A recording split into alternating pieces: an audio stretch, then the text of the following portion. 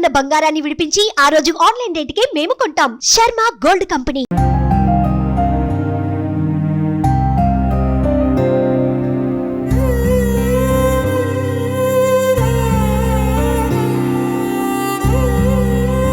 సంవత్సర కాలంగా కూడా ఆటో నడవకపోవడం వల్ల కూడా ఆర్థిక భారాలు ఎక్కువై కూడా ఆడతావా, బండి గుంజుకపోమంటావా, లేకుంటే నేను పోలీస్ స్టేషన్లో పెట్టమంటావా? నమస్తే, welcome to Suman TV. Auto నడవక ఆర్థిక భారాన్ని మోయలేక ఆటో ఫైనాన్స్ ను కట్టలేక అవమానం కొద్ది ఒక ఆటో డ్రైవర్ ఆత్మహత్య చేసుకున్న సంఘటన సిద్దిపేట జిల్లాలోని హుస్నాబాద్ మండలం పుట్లపల్లి గ్రామంలో చోటు చేసుకుంది. అసలు ఆటో డ్రైవర్ ఆత్మహత్య గల కారణాలేంటి, ఎందుకు ఆత్మహత్య చేసుకున్నాడనేది మనం తెలుసుకునే ప్రయత్నం అయితే చేద్దాం.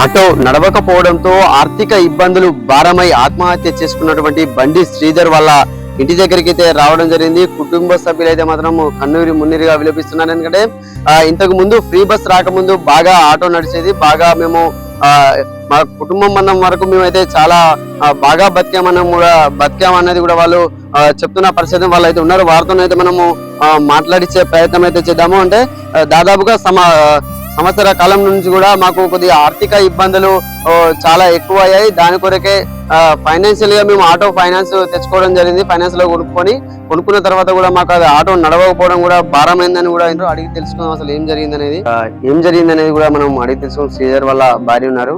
అక్కడ చెప్పండి, అసలు ఏం జరిగింది, శ్రీధర్ ఆత్మహత్య చేసుకోవడానికి గల కారణం ఏంటి? ఫైనాన్షియల్ గా ఈ బండి కూడా కిస్తీలు వెళ్ళట్లేదు, దాని మీద ఫైనాన్స్ ఉంది 1 lakh, అట్లా వెళ్ళట్లేదని చాలా ప్రెజర్ పడ్డాడు.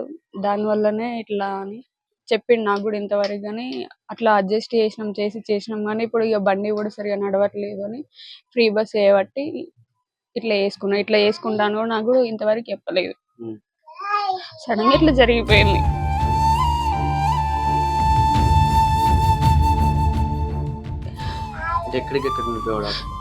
కిరాయిలు వెళ్ళేవాడు, కరీంనగర్ టు హుస్నాబాద్, అంతే. ఎక్కువ కిరాయిలు అయితే బాగానే వచ్చేటి. అంతకుముందు ఫ్రీ బస్ లేక ముందుకు, ఫ్రీ బస్ వచ్చినాక అంచలి ఇట్లా ఇబ్బంది అవుతుంది. అంటే అంతకు ముందు ఎట్లా ఉండేది మీకు? అంటే అంతకు ముందు ఈ ఆర్థిక భారాలు ఫైనాన్షియల్ ఎలాంటి ఇబ్బంది లేదు. ఓన్లీ ఇప్పటి నుండి 1 year నుండి ఇట్లా ఇబ్బంది అవుతుంది. ఎంతవరకు ఉంది? 1 lakh 2 lakh ఉంది. దాని వల్ల బాగా ప్రెజర్ తీసుకుంటున్నాడు. అట్లా దాని వల్లనే ఇట్లా వేసుకున్నాడు. చెప్పిండు చాలా ట్రై చేసింది కానీ ఇది ఇంట్లో వేసుకుంటాడు మాకు కూడా తెలియదు.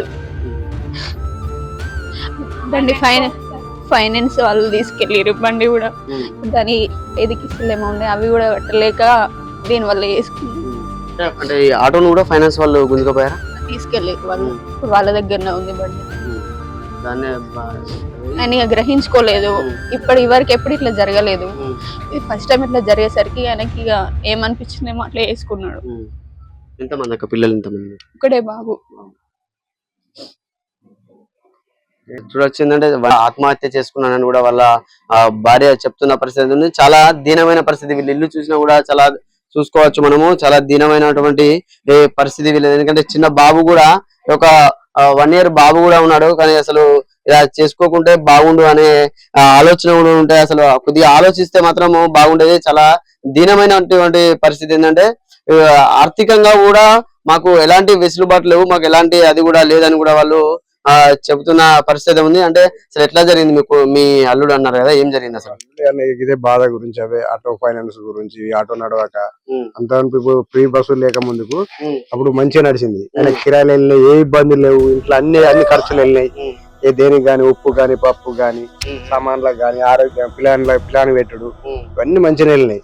ఏమంటే ఫ్రీ బస్ ఫోర్స్ చేసిరు బాగా. నువ్వు కడతావా, బండి గుంజుకపోమంటావా, లేకుంటే నేను పోలీస్ స్టేషన్లో పెట్టమంటావా, అది అని బాగా ఫోర్స్ చేసిరాడు. ఫోర్స్ చేసిన దానికి బతిలాడిండు. బతిలాడితే ఒకసారి ఇడిచిపెట్టారు, 2 సార్లు ఇడిచిపెట్టారు, 3వసారి బండి పట్టుకపోయారు. అత్తి పైసలు కడతావా, లేకుంటే పోలీస్ స్టేషన్లో పెట్టమంటావా అని బెదిరించి 2-3 సార్లు బెదిరించి అదే వారికి ప్రెషర్ అయింది బాగా. ఇక చిల్లర ఆడి బాకీలున్నాయి, అట్లా ఇంట్లోకి తెచ్చుకున్నాయి. ఇక ఈ ఆటో నడవక ముందుకు బయట తెచ్చుకున్నాడు అన్నట్టు. నీ ఆసుంటోళ్ళు నా ఆసుంటోళ్ళ దగ్గర జర వాళ్ళకి 30,000 వాళ్ళ 50,000 ఇట్లా తెచ్చుకొని ఏదో ఇంట్లో పొట్ట కడుపుకున్నాడు అటు ఇటు. ఇక ఇప్పుడు పొట్ట కడితేనే ఇబ్బంది బాగా అయింది. 6 ఏళ్లతో ఫోర్స్ అయింది కదా, ఫోర్స్ దాని అది అయిపోయింది. ఎంతవరకు ఉంటాయి మామూలుగా అప్పులు? ఎంతవరకు ఉంటాయి? దగ్గర 7-8 దాకా ఉంటాయి. అంటే ఈ వరకు అంటే ఆటో నడిచినప్పుడు బాగా ఆటో నడిచినప్పుడు లేదు, ఏ ప్రాబ్లం లేదు, ఇంత రిస్క్ లేదు, ఏది లేదు, మంచిగా వెళ్ళింది. అప్పుడు ఇంట్లో ఖర్చులు కానీ, వాళ్ళ బాపుని చూసుకుని కానీ, అమ్మని చూసుకుని కానీ, భార్యను చూసుకుని కానీ, ఏది కానీ, వాళ్ళ అక్కలు వచ్చినా, ఏదైనా పండుగలు చేసినా, ఏదైనా మంచిగా చూసుకునేది. ఏ ఖర్చు అయినా ఏ బాధ లేదు. అప్పుడు ఎటు పోయినా రోజు 1500 అన్ని డీజిల్ ఖర్చు అవి కానీ పోగా, బండి రిపేర్ కానీ ఏది పోగా రోజు 1500, 1000, 1200 ఇట్లా దొరికింది. ఇప్పుడు ఆటో అంటే ఇప్పుడు అప్పుడు ఉన్న పరిస్థితి అట్లా అంటే ఇప్పుడు ఎంత దొరికేది మామూలుగా? ఇప్పుడు ఫ్రీ బస్సెస్ ఓన్లీ డీజిల్ మందోసం దొరుకుతుంది. అందులో బండి రిపేర్ వచ్చింది ఆ మధ్యలో, ఆ కైనల్సర్ ఎడ్డు అవి వేయినాయి. ఇక అవి చేయించిండు మళ్ళీ ఒకసారి 10,000 పెట్టి. ఇక వీటితో బాగా ఫోర్స్ అయిపోయింది. ఒకసారి టైర్లు వలిగినాయి. అట్లా ఇంజన్ బండి ప్రాబ్లం. ఇప్పుడు డీజిల్ కు చూద్దాం. ఇప్పుడు మనం పొట్లపల్లి నుంచి వెళ్ళి హుస్నాబాద్ పోవాలంటే చూద్దాం, ఆ లీటర్ డీజిల్ పైసలు పడుతుంది. ఇప్పుడు కరీంనగర్ హుస్నాబాద్ కొట్టాలంటే 5 లీటర్లు డీజిల్ అప్ అండ్ డౌన్. 5 లీటర్లకు 500 పోతాయి. మనకు అప్ అండ్ డౌన్ లా 1100, 1200 దొరకాలి. ఏమైనా లగేజ్ వేసుకొచ్చిన అందులో ఏం దొరకలేదు. అట్లా ఇక నాకు బండి నడుపుడద్దు, బతుకుడద్దు. ఇక నేను ఉండి సుతం ఏం ఎక్కరాను. ఇక నా పిల్ల పిల్లలు ఉన్న కొడుకు ఒకడే, ఎట్లా అవుతారో ఏం బతుకుతారో ఏం ఆలోచించలే. వచ్చిండి కథ, ఇంట్లో ఇవ్వలేరు, వాళ్ళ అమ్మ లేదు, వాళ్ళ డాడీ ఆయన కళ్ళు కనబడాయి. ఆయన ఆడ కూకున్నాడు, తలపీసుకున్నాడు.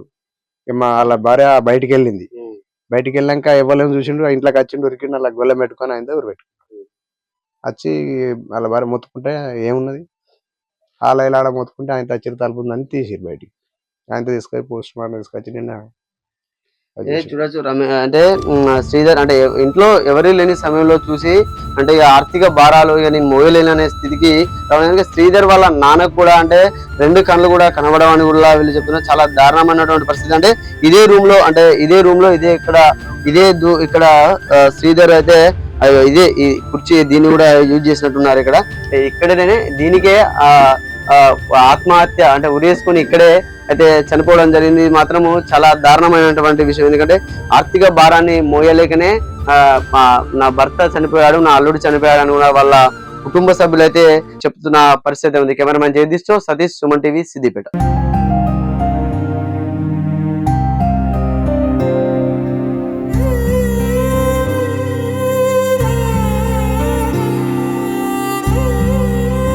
సంవత్సర కాలంగా కూడా ఆటో నడవకపోవడం వల్ల కూడా ఆర్థిక భారాలు ఎక్కువై కూడా ఆడతావా, బండి గుంజుకపోమంటావా, లేకుంటే నేను పోలీస్ స్టేషన్లో పెట్టమంటావా?